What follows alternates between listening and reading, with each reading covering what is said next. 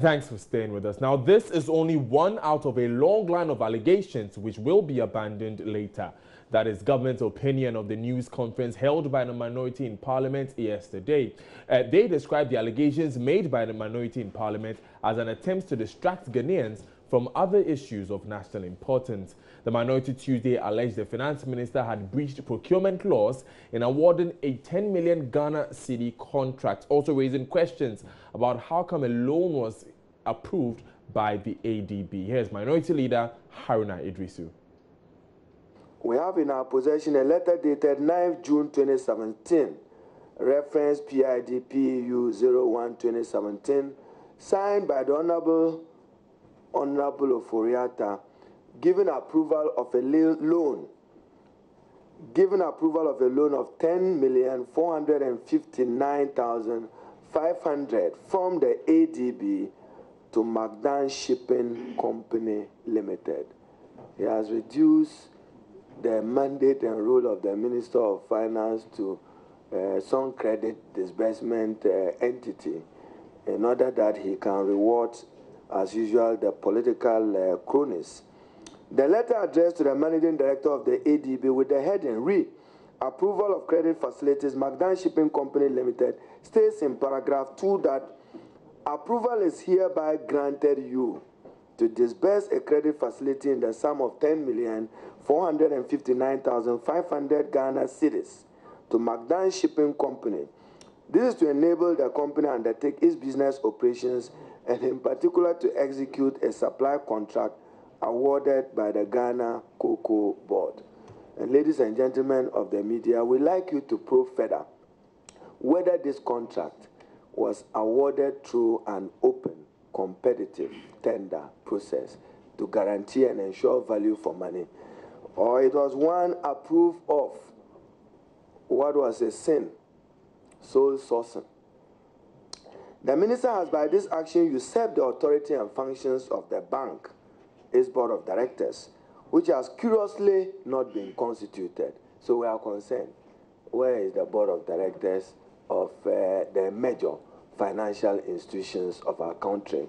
And for many of you, even beginning the first quarter of the year up to second quarter, banks needed their board of directors to take critical decisions which provided them with lifeline and even for credit approval. The I'm in a hurry president is not in a hurry to get the board of directors of these financial institutions, including ADB, properly constituted. Further, it is clear that no due diligence was conducted by even the management of the bank before the minister's approval. If you are there, you just get a letter from the Ministry of Finance, and it says that approval has been given. If you are part of the board, it's fait accompli. You certainly will not have much to add. Best corporate governance practice requires that the board of directors of the bank, which is vested with the responsibility of overseeing management and governance of the bank, approves or sanctions financial transactions of the bank and not the Minister of Finance. These are people who parrot that they are experts and champions in corporate governance. The rationale for such a provision is to ensure that due diligence is done before any financial commitment is made. This provision ensures that the financial risk and exposure of the bank are reduced to the barest minimum, if not completely eliminated, to protect shareholders. We don't want to believe that the non-constitution or composition of the board of many critical institutions of the country are a deliberate attempt by the government to usurp the functions of governing board and take illegal, inappropriate, and imprudent financial decisions, such as what has been approved as a loan for Magdan Shipping. They are demanding boards of such strategic institutions be constituted immediately. In conclusion, we reiterate the need to appoint board of directors for all government entities without any further delay. Financial institutions, councils of universities, including the technical universities, board of directors of all institutions, so that we can hold them accountable and responsible to policy decisions that the institutions are taking. For instance, take National Identification Authority is in the news not for good reasons. Where is their board? Who secured the loan for them? How much was the loan? Was it subjected to board scrutiny? We are only being told that there is approval without respect to established institutions. We therefore call on President Nana Addo Dankwa to direct a reversal of these illegal decisions and acts of malfeasance, as well as take appropriate steps to restore good corporate governance as we look forward to ushering him to the last quarter of his first year. Like it or not, 1 year of his 4-year term is almost gone. We will match him in the coming days to his 3 years, and we'll address you on other matters, in particular education. When I do invite you again, we'll take our bite on selected free senior high school and the redefinition of pass mark from 36 to 24 out of the West African Examination Council traditionally defined and internationally accepted definition of who passes at that particular level. But should there be chaos tomorrow, the people of Ghana must hold President Akufo-Addo and his ministers responsible. I say chaos within the educational sector. We have Deputy Minister of Information, Kojo Pon-Kroma, on the phone. Welcome, sir. Why do you say that the minority is just attempting to distract Ghanaians? Good morning. I think there's a pattern emerging that the minority is in the business of organizing press conferences to cast aspersions on transactions involving the finance ministry and attacking the personality of the finance minister. And they do it not necessarily to achieve a substantive conclusion, but to occupy the news cycle. And I've given several examples this morning. Initially, they said, they organized a press briefing to say they won't vote for the budget because the budget had illegalities in it. And after about 48 hours, they abandoned that and ended up voting for the budget. They organized another one threatening they were going to go to court because the District Assembly's Common Fund had been lowered below 5%, the constitutional threshold. We discussed it on radio like we're doing this morning, spent time going all over it, and then they abandoned it. They organized another one claiming that Ghana had literally been sold to one investor when we did the reprofiling of the debt. We even went further to invite the finance minister to parliament to give them further explanation. They were all over the news cycle. They didn't make any moves beyond that. Then they came up with another one that they had gone to report Ghana to the finance minister to the Securities and Exchanges Commission in the U.S., and that an investigator had been appointed, and very soon we were going to see some major things unfolding on the global capital market based on their complaints. We're in September. Nothing has happened on that front. And a pattern is beginning to emerge that they do this. In this particular transaction, nothing untoward has happened. A bank that has government as a shareholder is doing a transaction. At the time they're doing the transaction, the bank board had not been constituted, not out of malice, but because shareholders were still having some disagreement about how to structure their board. And so the bank wrote to significant shareholders, including government, and asked government whether or not it was objected to the transaction go ahead. The custodian of government shares, finance minister, wrote back and said there was no objection, they can go ahead, but once the board is set, they should now go to the board for ratification of the deal and ensure that all the due diligence is complied. The minority decides to avoid the letter that the bank wrote to significant shareholders, and then they go and pick and choose the reply of the finance minister who was writing as custodian of government shares.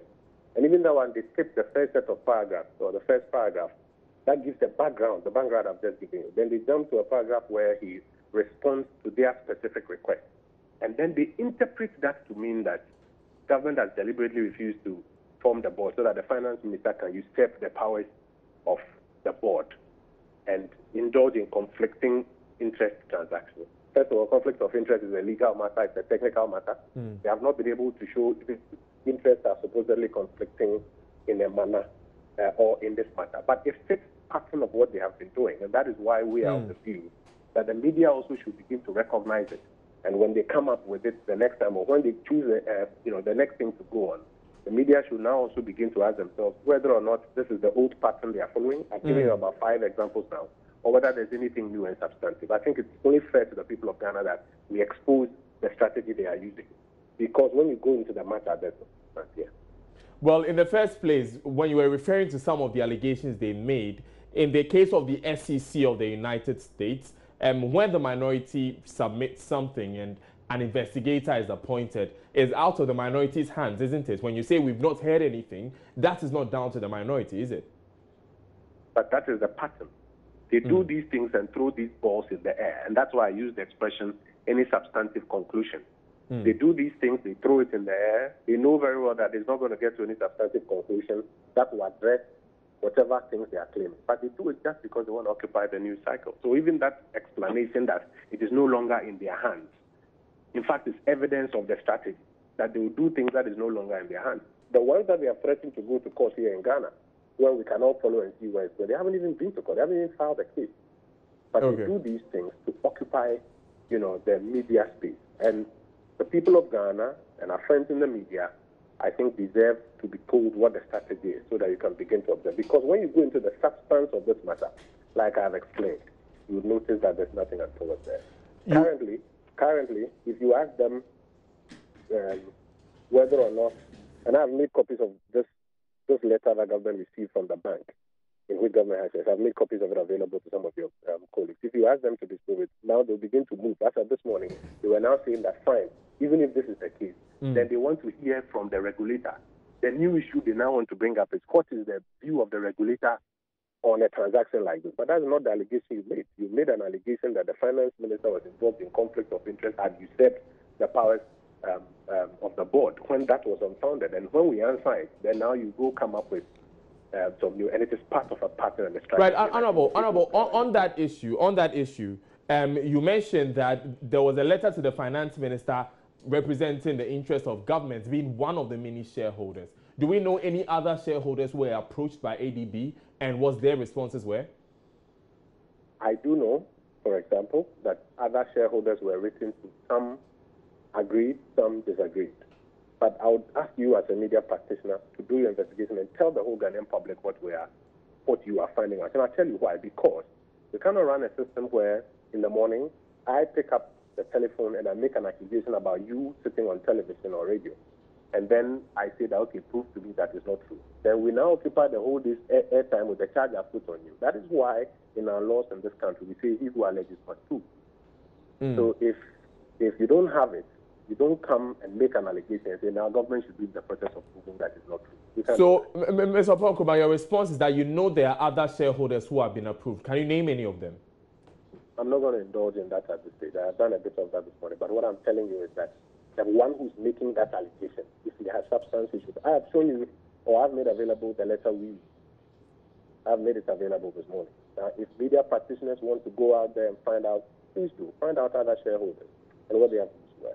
But let us not now use that as the issue to run away from the initial allegation that the minority made, which is unfounded. And that is, for me, the thing we need to call out and let everybody know that this is the strategy they are using, and we must discourage that. Right. Honorable, before you go, there is the issue of the constitution of the boards of ADB, and the minority raised questions about other state institutions which do not have boards yet. At what stage are we at in the formation of these boards?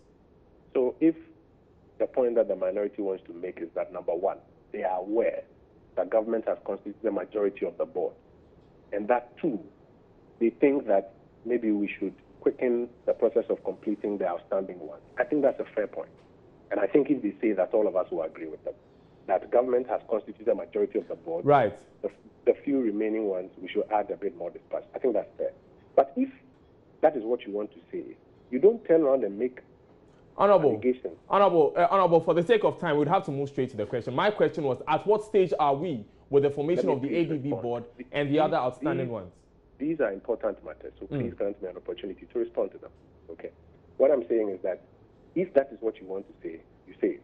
Don't go and create, and let's not sweep it under the carpet when somebody tells an untruth and we explain it. Then we quickly sweep it and say, okay, let's go to another subject. No, let us everybody know that that is not true. It's important. But apart from that, we are going through the process of building the outstanding board. ADB board is already in place.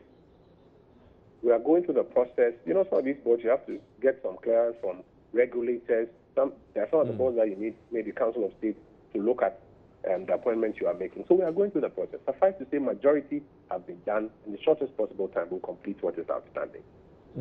Right, thank you very much, Deputy Minister for Information, Kojo Oponkrom, joining us there on the phone.